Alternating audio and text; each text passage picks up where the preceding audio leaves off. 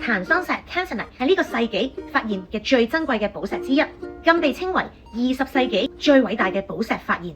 咁點解我哋要珍惜呢？第一就因為佢有獨一無二嘅產地，全球只有坦桑尼亞 Maryland 呢一個極小嘅區域先至有檀桑石嘅礦口，地方細到只有20平方公里，全球所有嘅檀桑石都係嚟自於呢一個小小嘅地方。一旦發現呢一個地方已經唔可以再採礦檀桑石，我哋嘅檀桑石就會喺呢個世界上消失㗎啦。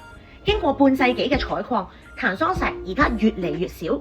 有專家預測，可能喺未來20年，檀桑石會完全冇新嘅採礦。到咗嗰陣時，天然嘅檀桑石嘅價錢就一定會黐線咁飆升。其實檀桑石嘅靚，主要係因為佢折射到唔同嘅顏色。